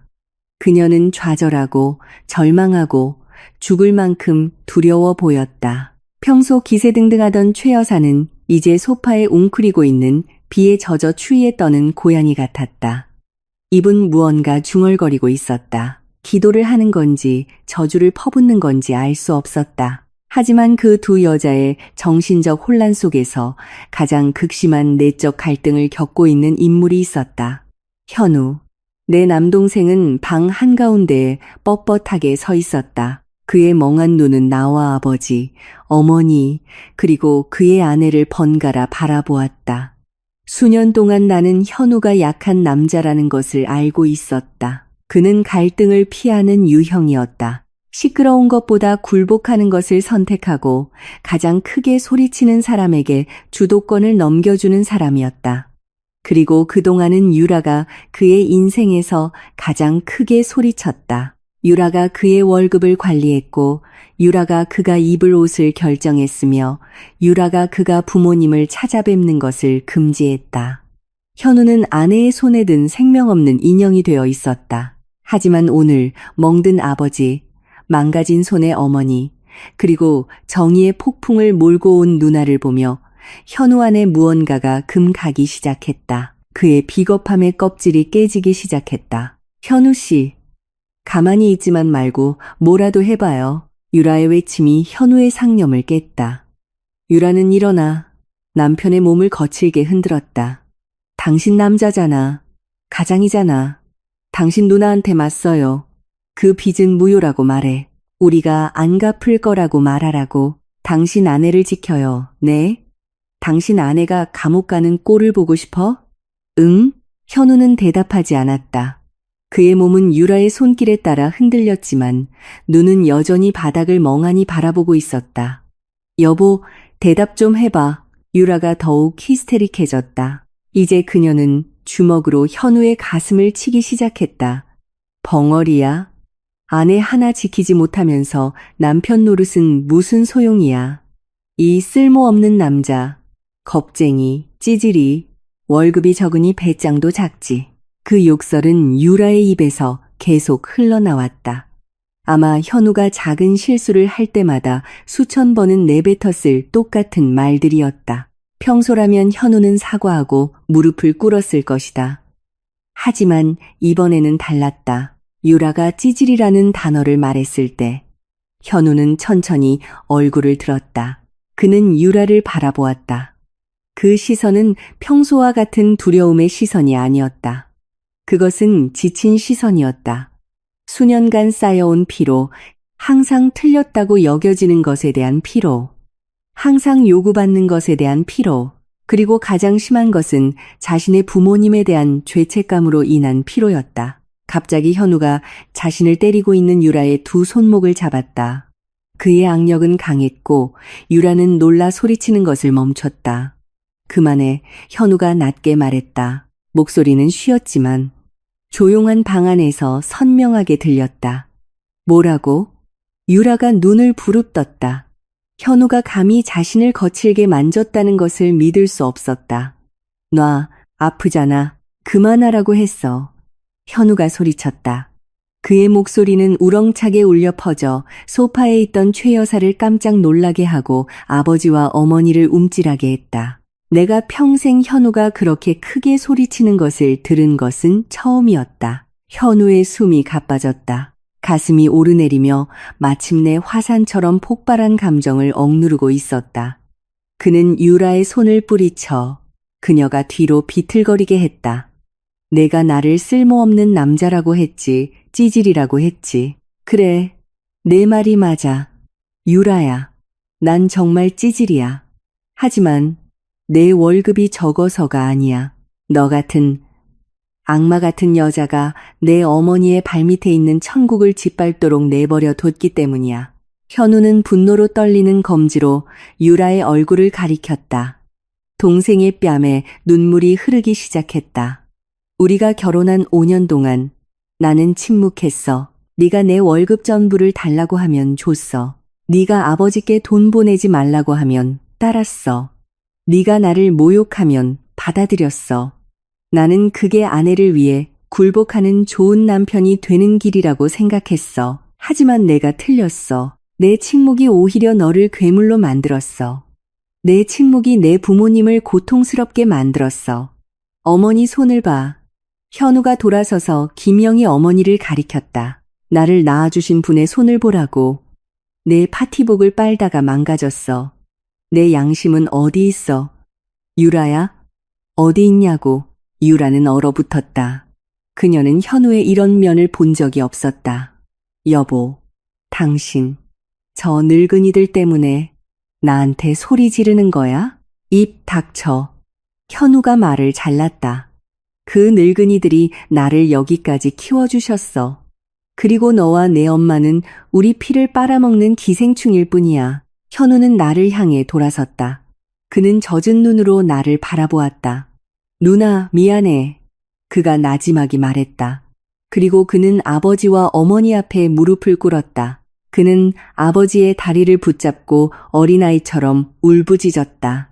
아버지, 어머니, 현우를 용서해 주세요. 현우는 불효자식입니다. 아내가 무서워서 아버지, 어머니를 잊었어요. 현우가 큰 죄를 지었습니다. 아버지. 마음이 여린 박진수 아버지는 즉시 허리를 굽혀 아들의 머리를 안고 함께 울었다. 괜찮다 아들아, 아버지는 이미 용서했다. 일어나거라, 아들아. 너는 여전히 내 아들이다. 그 순간은 너무나 가슴 아팠다. 나는 눈물이 쏟아지지 않도록 고개를 들어야 했다.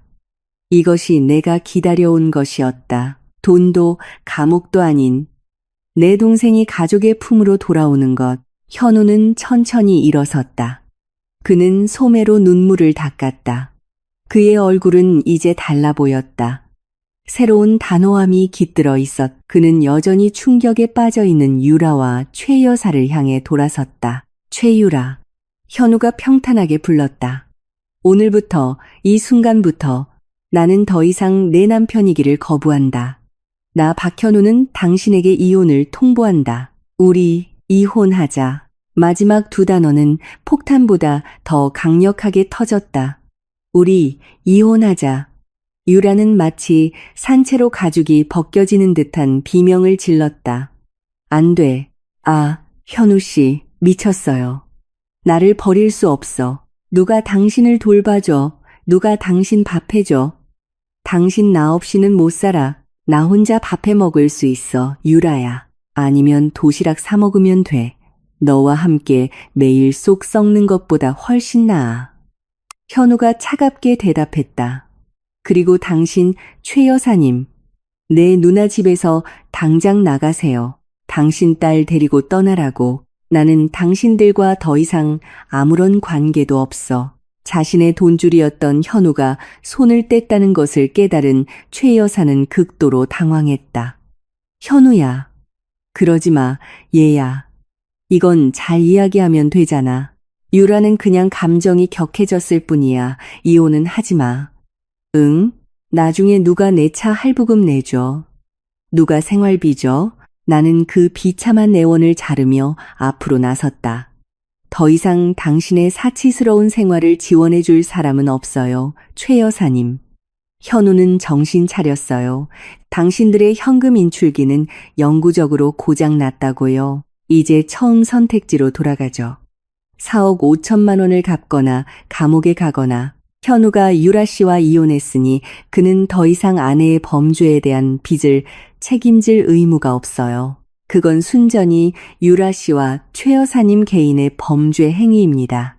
유라는 믿을 수 없다는 눈으로 현우를 쳐다보았다. 한때 자신이 코를 꿰을 수 있는 어리석은 소라고 여겼던 남편이 이제는 뚫을 수 없는 벽으로 굳건히 서 있었다. 유라는 하루아침에 모든 것을 잃었다는 것을 깨달았다. 호화로운 집, 사회적 지위, 돈줄, 그리고 한때 자신을 사랑했던 남편까지 개인 물품 챙겨나갈 시간, 10분 주지. 내가 출구를 가리키며 단호하게 말했다. 기억해, 개인 물품만이야. 옷과 속옷, 금, 보석, 명품 가방, 시계, 오토바이, 그리고 남은 현금은 빚을 갚기 위한 초기 압류물로 여기에 남겨둬야 해.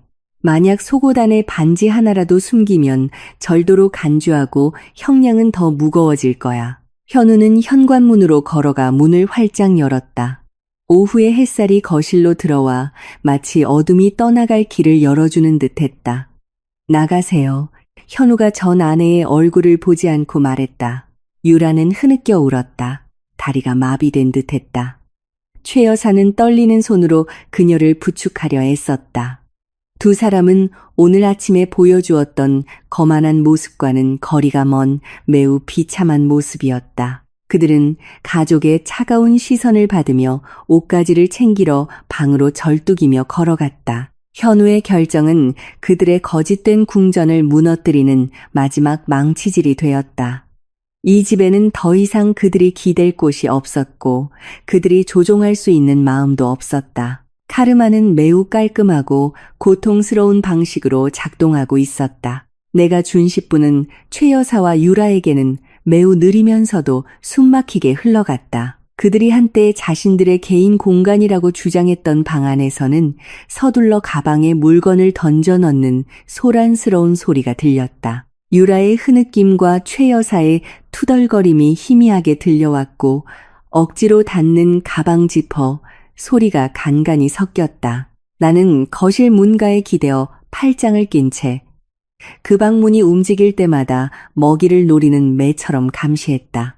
내 뒤에는 소란이 시작될 때부터 연락해두었던 경찰관 2명이 무표정한 얼굴로 굳건히 서 있었다. 그들의 존재는 당장 강제로 체포하기 위함이 아니라 퇴거와 자산 압류 과정이 물리적 폭력 없이 진행되도록 보장하고 두 여자가 속임수를 쓰려 할 경우 법적 증인이 되기 위함이었다. 현우는 테라스의 나무 의자에 앉아 깊이 고개를 숙이고 있었다. 방금 이혼한 여자의 얼굴을 차마 볼 수 없는 듯했다. 아버지와 어머니는 내가 거실의 푹신한 소파에 모셔다 드렸고 충격을 가라앉히기 위해 따뜻한 차를 마시고 계셨다. 마침내 방문이 열렸다. 최 여사가 먼저 나왔고 매우 무거워 보이는 큰 캐리어를 끌고 있었다. 얼굴은 퉁퉁 부었고 눈은 빨갛게 충혈되었으며 두꺼운 화장은 엉망으로 번져 비참한 광대처럼 보였다. 그 뒤로 유라가 큰 배낭을 메고 가득 찬 비닐봉지 2개를 들고 절뚝이며 걸어 나왔다. 그들은 고개를 숙인 채 나와 경찰관들의 시선을 피하려 애썼다. 그들은 이 심판의 지옥에서 빨리 벗어나고 싶어 출구를 향해 빠르게 걸으려 했다. 하지만 나는 그들이 그냥 가게 내버려 두지 않을 작정이었다. 멈춰, 내가 차갑게 말했다. 그들의 발걸음이 방 한가운데서 즉시 멈췄다. 최 여사가 애원하는 얼굴로 돌아봤다. 입술이 떨리며 무언가 애원하려 했다. 우린 이제 가려고 해, 지혜야. 더 힘들게 하지 마.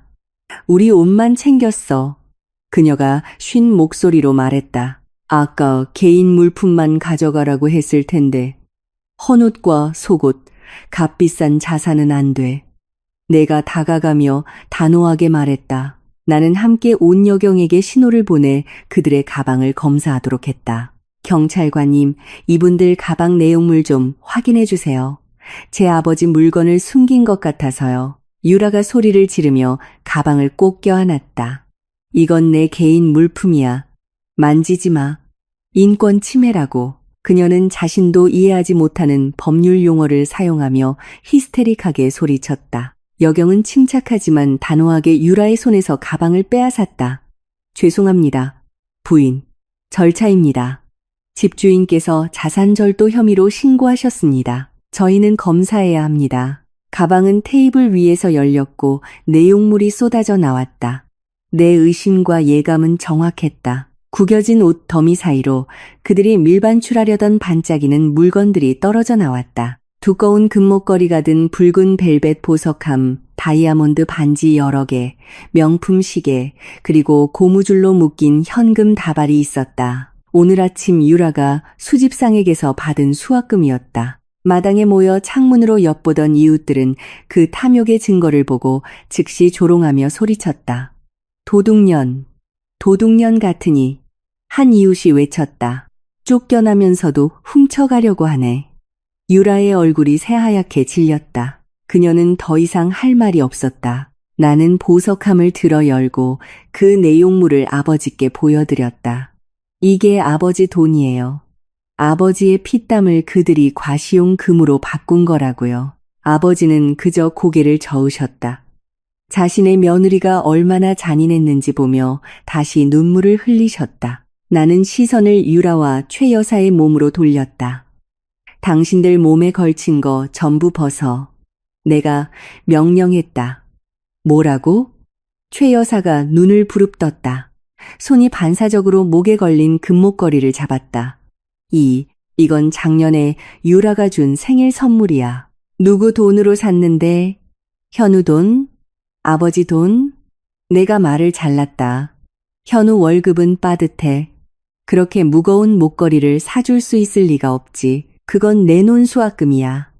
벗어. 아니면 여경님께 횡령 증거물로 강제로 벗기라고 요청할 테니까. 떨리는 손과 흐르는 눈물로 최 여사는 자랑하던 목걸이를 마지못해 벗어야 했다. 계모임 때마다 과시하며 짤랑거리던 팔찌들도 하나씩 벗어 테이블 위에 놓였다. 약지와 중지에 낀 커다란 반지도 예외는 아니었다. 유라도 마찬가지였다. 그녀는 다이아몬드 귀걸이, 비싼 시계, 그리고 화이트 골드 팔찌를 벗어야 했다. 몇 분 만에 테이블 위의 보석 더미는 점점 높아졌고 그들의 모습은 더욱 초라하고 비참해졌다. 그들은 이 집에 기생하기 전의 본 모습, 화려함에 빛이 없는 두 평범한 여자로 돌아갔다. 그 가방. 나는 유라가 맨 명품 핸드백을 가리켰다. 그거 비싼 가방이야. 수백만 원짜리. 여기 두고 저 검은 비닐봉지로 바꿔. 유라는 장난감을 빼앗긴 어린아이처럼 울부짖었다. 그 가방은 그녀의 마지막 남은 사회적 지위의 상징이었다. 이 가방만은 안 돼요, 형님. 제발요. 제가 제일 아끼는 거예요. 그녀가 애처롭게 애원했다. 네가 아끼는 건 네가 횡령한 내 아버지 약값으로 산 거잖아. 나는 무자비하게 대답했다. 나는 그 가방을 빼앗았다. 유라는 결국 부엌에서 커다란 검은 쓰레기 봉투를 가져와 그 안에 자기 옷을 담았다. 그 광경은 정말 대조적이었다. 오늘 아침 연예인처럼 차려입었던 사모님이 이제는 낡은 옷이 든 쓰레기 봉투를 들고 있었다. 이제 나가. 내가 활짝 열린 문을 가리키며 말했다. 그들은 힘없이 문을 향해 걸어갔다. 테라스를 나설 때 주민들의 환호성은 더욱 커졌다. 이 저리가 기생충들아, 이 동네에 다시는 돌아오지 마. 외침과 조롱은 그들의 자존심을 강타하는 돌멩이 비와 같았다. 최 여사는 스카프 끝으로 얼굴을 가렸다. 한편 유라는 계속 흐느껴 울었다. 그들은 캐리어를 끌고 검은 봉투를 든 채 걸어갔다. 오토바이 열쇠는 현우가 압수했기 때문에 오토바이도 없었다. 현금은 우리가 회수했기 때문에 돈도 없었다. 대문 앞에서 유라는 잠시 멈춰 테라스에 아직 앉아있는 현우를 돌아보았다. 그녀는 전 남편의 눈에서 일말의 동정심이라도 있기를 바랐다. 현우 씨, 터미널까지만 데려다줘요. 제발요. 네? 어머니가 걷기 힘들어하세요. 현우는 천천히 고개를 들었다. 눈은 빨갛고 부어 있었지만 시선은 차가웠다. 그는 마치 전혀 모르는 사람을 보듯 유라를 쳐다보았다. 그냥 걸어가. 아버지가 다리 아프실 때 논까지 걸어가셨던 기분이 어땠는지 느껴봐. 그 고통을 느껴보라고. 운동 삼아. 당신들은 늙은 부모한테 힘든 일 시키는 걸 좋아하잖아. 현우의 대답에 유라는 냉혹한 현실에 직면했다. 그녀의 마지막 희망은 사라졌다. 그녀는 돌아서서 걸음을 계속했다. 어두워지기 시작하는 저녁, 하늘이 그 극적인 분위기를 더했. 먹구름이 마을 위로 몰려들었고 곧 이슬비가 내리기 시작했다. 빗방울이 그들을 적셔 그들의 모습을 더욱 비참하게 만들었다. 나는 아버지와 어머니 옆에 서서 마을 길끝에서 점점 멀어지고 작아지는 그들의 뒷모습을 바라보았다. 그들은 몸에 걸친 옷과 평생 안고 갈 수치심 외에는 아무것도 없이 떠났다. 나는 길게 한숨을 내쉬었다. 가슴 속의 무거운 짐이 순식간에 사라지는 것 같았다. 경찰은 상황이 안전해진 것을 확인하고 떠났다. 이웃들도 하나둘씩 흩어졌다. 몇몇은 떠나기 전에 아버지와 어머니에게 격려의 말을 건넸다. 내일 아침에 법적 절차를 진행하겠습니다. 경찰관님. 이 압류물로 충당되지 않은 나머지 손실액을 그들이 완전히 갚을 때까지 고소를 취하하지 않을 겁니다. 나는 경찰관들이 떠나기 전에 말했다. 집이 마침내 방해로부터 완전히 조용해졌을 때는 이미 밤이 깊었다. 고요했지만 이번에는 평화로운 고요함이었다. 아버지와 어머니는 마치 악몽이 끝났다는 것을 아직 믿지 못하는 듯 소파에 앉아 계셨다. 현우는 집 안으로 들어와 곧장 아버지께로 가 그 발 앞에 다시 무릎을 꿇었다. 아버지, 어머니, 현우가 죄를 갚겠습니다. 열심히 일하겠습니다. 아버지, 어머니를 모시겠습니다. 아버지는 현우의 머리를 부드럽게 쓰다듬었다. 그날 밤, 2년 만에 처음으로 아버지와 어머니는 시원한 안방의 푹신한 침대에서 주무셨다. 그동안 나와 현우는 기생충들이 우리 집에 남긴 더러운 흔적들을 청소하기 시작했다. 이 집은 다시 진정한 집이 되었다. 그 떠들썩했던 추방 사건 이후 1년이 지났다. 시간은 고요히 흐르는 강물처럼 천천히 오랜 상처를 씻어내고 새로운 희망의 싹을 틔웠다. 한때 뜨겁고 부정적인 기운으로 가득했던 그 집은 이제 완전히 평화로운 작은 천국으로 변했다. 나는 집의 일부를 다시 리모델링했다. 벽지를 더 밝은 톤으로 바꾸고 유라와 최 여사가 남긴 모든 중고 물건을 버렸다. 심지어 그들이 쓰던 침대까지도 불태워 버렸다. 불운과 마음의 병을 버린다는 상징이었다. 이제 집 앞마당은 약초와 어머니 김영희 씨가 좋아하시는 제스민 꽃으로 가득 차 매일 아침 향기로운 냄새를 풍겼다. 박진수 아버지와 김영희 어머니의 건강은 눈에 띄게 좋아졌다. 정신적 압박과 강제 노동이 없고 내가 매달 보장하는 영양가 있는 식단 덕분에 아버지의 몸은 다시 살이 올랐다. 뺨은 더 이상 움푹 패이지 않았고 매일 미소가 피어났다. 내가 지원한 꾸준한 치료 덕분에 허리 통증도 나았다. 매일 아침 아버지는 더 이상 강제로 금이질을 하러 가는 대신 논주위를 여유롭게 산책하며 관리하고 농부들에게 인사하고 오두막에 앉아 따뜻한 커피를 즐기셨다. 그 노는 이제 공정한 이익 분배 시스템으로 관리되었고 현우가 직접 감독했다. 현우 얘기를 하자면 내 동생은 정말로 약속을 지켰다. 이혼과 죄책감은 그를 진정한 남자로 바꾸어 놓았다. 그는 월급만 축내는 계약직을 그만두고 현대적인 농부로 변신했다. 농업 기술을 배우고 새벽부터 진흙 속에서 열심히 일했으며 수확물이 정직하게 관리되도록 했다. 피부는 이제 햇볕에 그을려 더 어두워졌고 손은 굳은 살로 거칠어졌다. 하지만 그의 눈빛은 살아있었고 자존심으로 가득 찼다. 그는 더 이상 인형이 아니었다. 그는 아버지와 어머니를 정성껏 돌보고 매일 밤 아버지의 다리를 주물러 드렸으며 어머니가 힘든 일에 손대는 것을 결코 허락하지 않았다. 이게 내 속죄야, 누나. 내가 한 번 방문했을 때 그가 말했다. 나는 그가 자랑스러웠다. 그는 잃어버렸던 척추를 되찾았다. 오늘 오후 나는 다시 고향에 돌아왔다. 나는 테라스에 앉아 노트북으로 회사 일을 처리하며 어머니가 만들어주신 따뜻한 부침개를 먹고 있었다. 오후의 바람이 살랑살랑 불어왔다. 아버지는 놀러온 이웃의 재미있는 이야기를 들으며 크게 웃고 계셨다. 분위기는 너무나 화목했다. 하지만 자연의 법칙은 계속 작동했다. 우리가 인내의 결실을 즐기는 동안 다른 곳에서는 카르마가 그 행위의 결과를 거두고 있었다.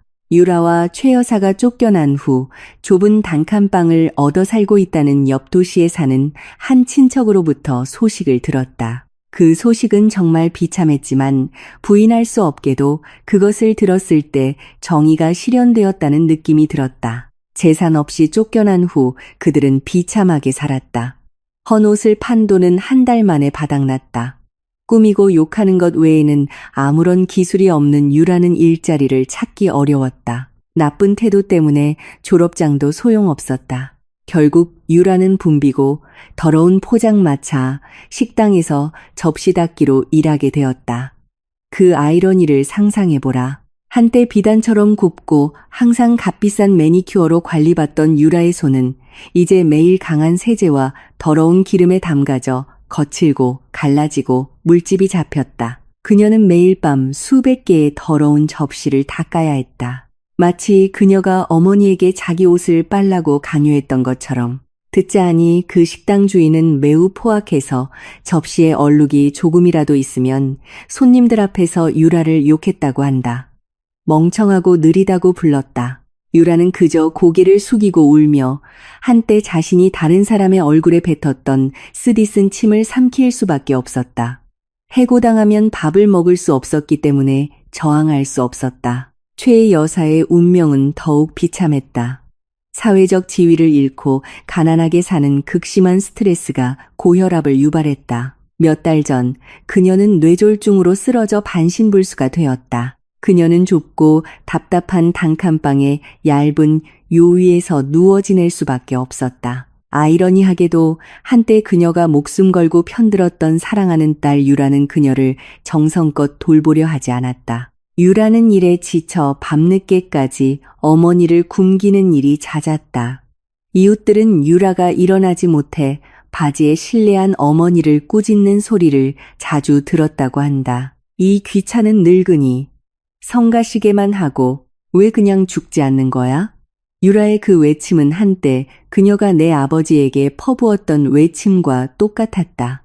카르마는 최 여사에게 친딸의 입을 통해 되갚아 주었다. 그녀는 이제 자신을 돌봐야 할 사람에게 모욕당하는 무력한 노인이 되는 것이 얼마나 고통스러운지 느끼고 있었다. 심지어 내가 들은 마지막 소식에 따르면 유라는 월세와 기저귀 값을 감당할 수 없어서 어머니를 정부에서 운영하는 요양원에 맡길 계획이라고 한다. 그녀는 자신의 어머니를 버리려 하고 있었다. 한때 하늘 높은 줄 모르고 거만했던 여자 최 여사는 이제 요양원에서 외롭게 생을 마감하게 될 것이다. 자신이 괴물로 키운 딸에게 버림받은 채 두 사람은 망가졌다. 내가 망가뜨린 것이 아니라 그들 자신의 썩은 성격이 그들의 삶을 안에서부터 썩게 만들었기 때문이다. 4억 5천만 원의 빚은 그들이 돈으로 갚지는 못했지만 그들은 그보다 훨씬 더 비싼 데가 평생의 고통으로 그것을 갚고 있었다. 그들은 나는 노트북을 닫고 안도의 한숨을 내쉬었다. 내 시선은 꽃에 물을 주고 계신 김영희 어머니를 향했다. 얼굴은 평화로웠다. 얼굴의 고통의 흔적은 서서히 사라지고 평온의 빛으로 대체되었다. 나는 최고의 복수는 분노의 불씨를 계속 품는 것이 아니라 우리가 사랑하는 사람들이 행복하게 살도록 하고 나머지는 신과 우주가 처리하도록 내버려 두는 것임을 깨달았다. 얘야, 이제 저녁인데 들어오너라. 어머니가 부드럽게 부르셨다. 네, 엄마.